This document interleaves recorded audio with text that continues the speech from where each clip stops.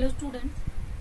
After the discussion about the topic on the solenoid and toroid, and basically up to now we have discussed only two topics of this chapter. First of Biot-Savart law, and before that we have discussed about the Oersted experiment. You know that that experiment started the way in which we started to study about the magnetic field during to any moving charges or current. Clear? And here after the discussion of Biot-Savart law and its applications, we have discussed Ampere's circuit law and its application. So I think both law and their applications, that is, are now clear. If you have any kind of current or moving charges, then how can you find out magnetic field using these two laws? I think that is now clear. So next topic that we will study here, that is also a very important topic, that is force on a charged particle in a moving field. Means if you will see that here we are starting to study about the moving charges. Means before that, in case of electrostatic, charges were stationary, and that time electric field, forces, whatever these kind of things we have discussed there. But if that charges started to move, then in electric field we have seen their impact, and now we are seeing the effect. Then how can it generate the magnetic field, and on which factor it is also depending on. Means here if we have already a magnetic field, suppose somewhere, and in that magnetic field some of the positive charge that is moving, then what kind of effect that charge will feel? Obviously you know that sorry students, whenever some field is anywhere and another field, because moving charges is also that is generating magnetic field, and in another magnetic field when it will enter, then whether that magnetic field will oppose it or not. So this thing we are going to study here. So first this study was done by the Lorentz. That's why that kind of forces are known as also Lorentz forces. So let's see today what is Lorentz force, and what is the amount of force that is experienced by any charged particle whenever it enters in magnetic field. So simple here the experiment and theory given by the Lorentz. Even by experiment you can also see it. Whenever a charged particle that starts to move, or you can say that if current is flowing in or current is entering in another magnetic field, then that time that magnetic field opposes this current, because it also establishes its own magnetic field. So that magnetic field starts to oppose, and due to opposition it will just apply some force on it, obviously. So that force is known as Lorentz force. So let's see on which factor that force is dependent on. So this was seen by the practicals. So experimentally we have seen it. So first Lorentz have seen that this force is depending on some of the factors. So let's see on which factor it is depending on, and how can you calculate the forces if you have given some of the values, or if you know some of the entities here. So suppose we have a charge that is moving with some velocity v here. So if suppose we are taking a positive charge here, positive q charge, and this is suppose x direction we have, or sorry, don't take it, this is the direction of the charge in which it is just moving here, and magnetic field, this is the direction of magnetic field. Suppose magnetic field is situated in y direction, and this is x direction, and this is making some angle theta with this magnetic field. So simple, up to now only I have taken this thing. We have a positive charge that is moving with some velocity v, making an angle theta with the magnetic field that is present, or in the magnetic field in which it is moving here. So it has been seen that it experiences, this charge experiences a force and the direction of force later I will tell you, and how it will in this direction I will tell you later. So here simple this kind of things you can understand. Now this force that is experienced by the particle here, the magnitude of force, it has been seen that it is depending on different factors. First factor on which it is depending on what is the magnetic field, means greater will be the magnitude of magnetic field. It is very obvious that it will apply greater opposition on the charge that is moving in this field, and it will greater apply some force to stop this kind of charge or movement in its field there. Clear? So that's why the forces that is acting on this body or charge, that is directly proportional to the magnetic field. Second, it has been seen that this force is directly proportional to the charge on the particle. Means greater will be the charge on the particle, greater will be its movement, greater will be the force, obviously magnetic field that will be generated by this charge due to its movement. So in opposition of that magnetic field, obviously this field will apply greater force in opposition. So that's why this force is also directly proportional to this value Q. Third factor on which this force is depending on, that is the perpendicular component of velocity, or you can say that simple, if you will take this perpendicular component of velocity, that will be in this direction, and in this direction its horizontal component you will get. So, or you can say that the component of velocity that is perpendicular to this magnetic field on which it is depending on. So this force is depending on this one factor, means it is also depending on its velocity, as well as it is depending on the angle that is making between its velocity and magnetic field. So these are four factors on which this force is depending on. Simply it has been seen by experiments. You can also see it by yourself. Then how the force that any charged particle experiences. If you will take some magnets, then obviously magnets will have already some magnetic field, and now let start to move any charged conductor in that field, then that conductor will feel some kind of force, and that will deflect its or change its direction of movement. So in that way you can understand, yes, there is a force that is experienced by that conducting wire or moving charges. Clear, I think. So let's just summarize these three. So in the summarized form, if you will write it, then we will obtain F is directly proportional to QVB sine theta. And if you will remove the proportionality, then obviously there will be some proportional constant here. And if you will take units in this way, this K is unit value. So it will be equal to QVB sine theta. So this is the magnitude of force that is experienced by any charged particle that has charge Q, that is velocity V, and that is making some angle theta with this magnetic field B here. Or in vector form, if you have to write, then in vector form, as Q is scalar, so just take it outside. B and B, these are vector. So this is the vector form of this force, and this force is known as Lorentz force. So this is the force that is experienced by any charged particle when it enters in magnetic field. It is depending on all these three factors. Clear, I think.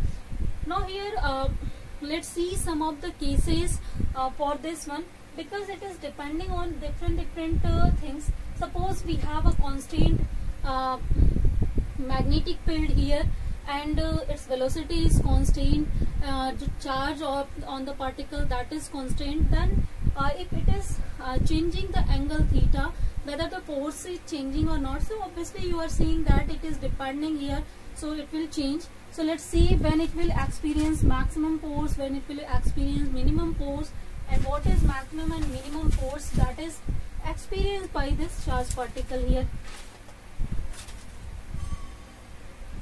So here case first, if theta is 0, it means that if this charged particle V is moving parallel to this magnetic field or in the same direction as the magnetic field, then that time here sin theta this will be 0, and sin 0 you know that its value is also 0. So this means that force experienced by this one is 0. One more thing, if you will take theta 180 degree, means if this charge is moving anti-parallel to magnetic field, in that way also sin 180 is 0, then force experienced by it, that will be 0. Means if you will move any conductor in magnetic field along the field or anti-parallel to the field, then that time it will not provide or it will not apply any kind of force there, and charged conductor can move freely in that direction. But whenever direction will change, then that time it will experience some force there. Case second, here if velocity is 0, velocity 0 means this charge is static now. So here for the static case, this is static charges. If charge is stationary now, and if magnetic field is present, then here from this expression F will be 0. So it means that on static charge there is no effect of magnetic field. That's why when we were studying electrostatic, we haven't seen any case of magnetic field or effect there, because on a static charge magnetic field doesn't apply any kind of force. So that's why we don't experience any effect in the effect of static charges there. So it only produces electric field. It is a so you can change that. It is changed by the electric field, but it is not changed by any amount by the magnetic field. Clear, I think, from here. The third factor here so I think the minimum value is now clear. So here the force will have the minimum value, that is 0 obviously. The maximum value, case third, if you will see, for the maximum value obviously sin theta will be there should be maximum, and you know that sin theta is maximum for the 90 degree. So if theta you will just keep 90 degree, means if this charge particle that is moving, that starts to move in this direction, means the direction perpendicular to this magnetic field, then that time it will experience the maximum force, that is QVB here. So this force is the maximum force that is experienced by any charged particle in magnetic field that has a strength B here. So these cases are now, I think, clear. Now next our problem is how can we find the direction of force here? Means the force, that is Lorentz force, it is also called the Lorentz force, that is produced here. So what is the direction of Lorentz force? How can you understand it? So first, as we have the formula, that is QP cross B. So this is just like A is equal to vector A is equal to B cross C. Then you know that vector A will have the same direction as in the direction of B cross B here. So it is very easy to understand what will be the direction of B cross B. You can obtain or you can understand the directions by two methods here. First method is here for the direction determination, that is Fleming's left hand rule. So let's see what is Fleming's left hand rule. So first is Fleming's left hand rule. So according to left hand rule, if you will put your left hand, this is left hand, in this way you have to utilize these three fingers here. So these three fingers will represent these three vectors that you are seeing. This vector is V, this vector is B, this vector is F here. So obviously one more thing here, these are just situated in such a way when F is perpendicular to B and F is perpendicular to B also. Actually vector A is equal to B cross C, that tells us that thing. So here if this one is, let's just put it in this way. So all these trees you are seeing these are perpendicular to each other, so that's why you can state them. This is our y direction, this is x direction, this is our z direction. So here magnetic field that were moving in this y direction. So this was the movement of the magnetic field for us, and this is the movement, means the perpendicular direction or component that we have taken for the movement of charge, that is v sin theta. So v sin theta, that is in this direction, x direction. So this is our direction of charge here. So this direction will represent the direction of the force that is experienced by the charge.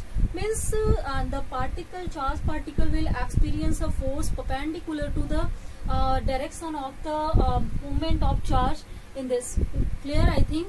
So this force is perpendicular to this magnetic field, as well as it is perpendicular to this perpendicular component of the velocity here. So this is our direction of magnetic Lorentz force here. So in this way, by using Fleming's right hand rule, you can determine easily what will be the direction of force here. So if simple, you have to put these three fingers in this way, and if this is direction of magnetic field, this is direction of this velocity component, then obviously this will be the direction of force here. Clear, I think. Second method is also here for this rule. So second method is right hand palm rule. So here the second method we have, that is right hand palm rule. So according to this rule, this is right hand.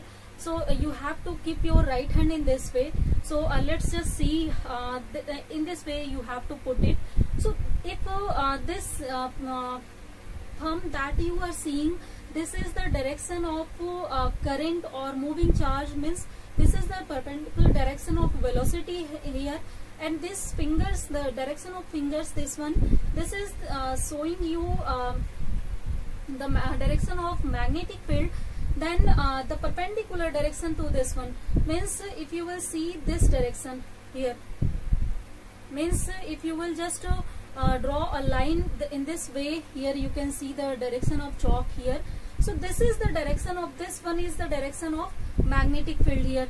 So simple by thumb rule, suppose this is our fingers direction. So in this direction, if magnetic field we have, and this is our thumb direction here. So in this direction we have I or V. Then obviously the magnetic force that will be in the direction, this palm outside, this will be the direction of magnetic field here. You can understand it by easily. So this one is the charge direction, this one fingers direction is, this one is the velocity or current direction, this is our force direction. So you can utilize both of the method, that is easy for you. Just utilize that one. Now I think force on a charged particle in magnetic field, that is now clear. So simply whenever any charge that is moving, that will enter in magnetic field at some angle, not parallel, anti-parallel, these two cases I am not trying to just say here. If it will enter at some angle, then it will experience some kind of force, and that force have that value. Now next topic here that we will discuss, that is Lorentz force.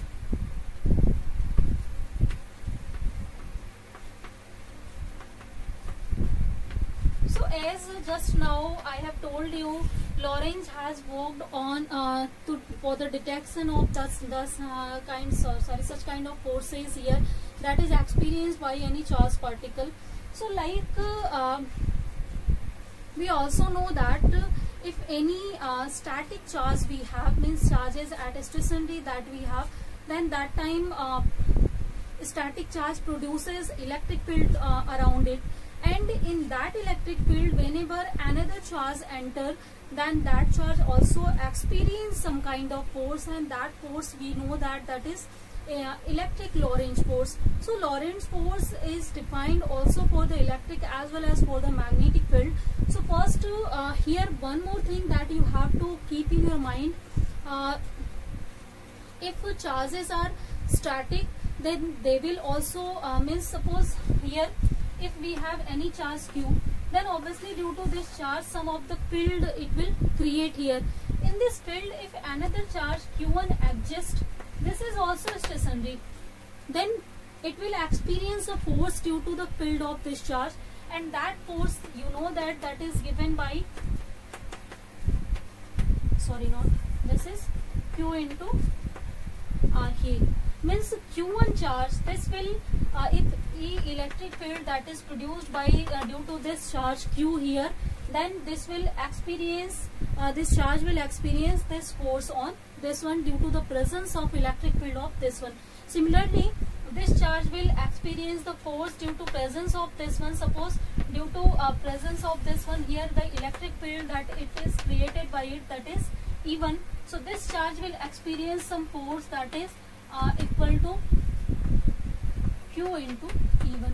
Means in any other electric field some charge exists, whether it is stationary, then it will experience this force here.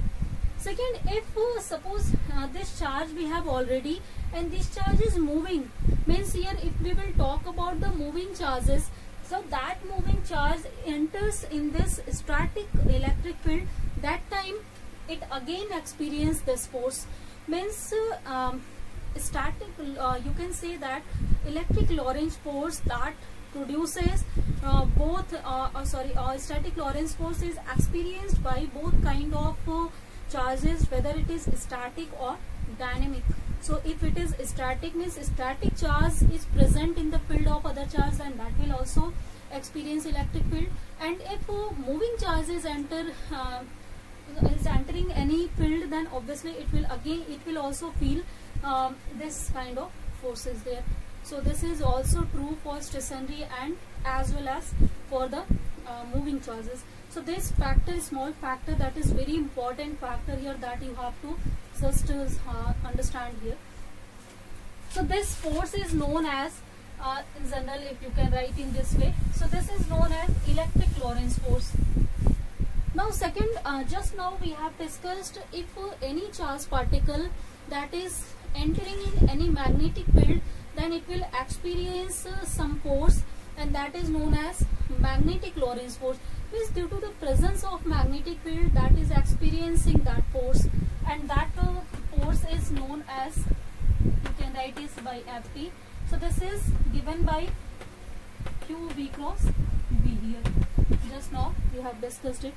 So this one we can obtain only for one case, when charge is moving. If charge is stationary, then we have seen that it don't experience any kind of magnetic force, whether it is situated on magnetic field. Means if you have created some magnetic field and a stationary charge is present there, then that stationary charge will not experience any kind of force due to this presence of this magnetic field until it is moving.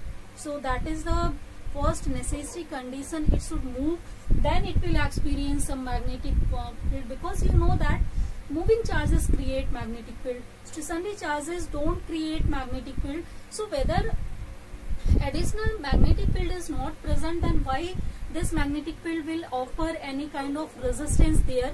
So there is no force that is present due to that kind of charges. So this concept is now I think clear, and later in after I think 6 or 7 chapter we will study electromagnetic wave. Means where electric and magnetic both kind of fields are present, and that time any charged particle that is moving, suppose both charged particle that is moving and electric and magnetic field, both fields are present. So here suppose at any place electric magnetic field both are present, then obviously that charge, if it is moving, then moving charge will experience also magnetic field due to the presence of magnetic field, magnetic force due to presence of magnetic field, and it will experience electric force due to the presence of electric field.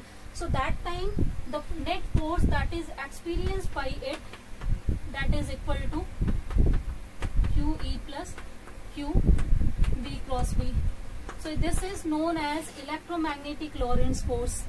So in this way, Lorentz studied the forces that is experienced by the charged particle when it is entering electric field, it is entering in magnetic field, or both kind of fields are present. Then what kind of effect the charged particle will feel. And if that charged particle is stationary and both fields are present, electric and magnetic, both fields are present, then only it will experience electric field, not any kind of experience for the magnetic force. Okay. So here in conclusion way, if you don't know when whether the charge is experiencing force due to electric field or magnetic field, suppose somewhere both kinds of fields are present, and if you have to you are obtaining some kind of forces there and you don't know it is due to which kind of force, then how can you understand? Or if suppose you don't have the knowledge of field, even what kind of field is present, then you can also know by the behavior of the charge or by the force that is experienced by the charge. So if you will study about the charge that is experienced by the particle, and if that charge that force is depending on the field strength, means if strength of field is increasing, at that time if force is increasing, then that time it will experience electric Lorentz force. Means as electric Lorentz force, you can see it is only depending on the field here, it is not depending on its velocity. So that's why if it is no, so you can say that if it is independent of the velocity, that force we are seeing, and we are just changing the velocity, but we are seeing it is experiencing same kind of force, or magnitude of force is continuously same, then that time this kind of force is electric Lorentz force. Second, if you are just examining the force and you are seeing that force is depending on the velocity of the charge, then if it is depending on velocity of charge, then definitely it is experiencing magnetic Lorentz force, because here magnetic Lorentz force is dependent on the velocity of charge. Even electric Lorentz force is creating due to moving charges also, but it is not this force is not depending on the velocity of that moving charge, it is only depending on field. So electric Lorentz force, somewhere if you are finding the force is depending on only field, not on velocity, then that time the field will be electric. And if it is you are seeing the force is depending on velocity, not on the field, then that time that field will be always magnetic field. So in such a way, by seeing the forces that is experienced by the charged particle, you can understand the presence of field also. So this is very highly useful, you can see that application to understand the presence of electric or magnetic field somewhere, whenever we are just seeing some kind of experience in space or in on our earth, then that time first we try to understand which kind of field is present there, because electromagnetic field tells us about a lot of knowledge. So that's why first we try to experience it, and there such kind of forces can play a very important role. So I think that kind of topic and its importance is now clear. How can you even find about the fields here by using any moving charge that you are seeing? So I think the topic that we have discussed today, that is now clear. So simply about the forces that is experienced by static charge or dynamic charge, both are clear. Static means stationary charges, dynamic means if it is moving with some velocity. So if you have the electrostatic case or electrodynamic case or magnetodynamic, later we will discuss also. So what kind of effect, what kind of forces it is obtaining or experiencing, that is clear. So students, I think today let's just end our class here as with the end of this topic. So in next class we will start to discuss some more topics about the magnetic field. So and what kind of effects that is seen due to the presence of current in any magnetic field, or due to presence of any conductor in magnetic field, or due to the presence of moving charges in magnetic field. So let's just see them in next class. Here are very important topics that is retained here. So we will just see first in next class we will see what is the work done whenever any charge is moving in electric field or magnetic field, when the force field that is conservative or when it is not conservative. So that is also very important thing that we have to just study for the static and varying case. So both of the cases I will just tell you at one place, so just to see and try to understand the basic concepts here. So just to let end this class here. Thank you, students.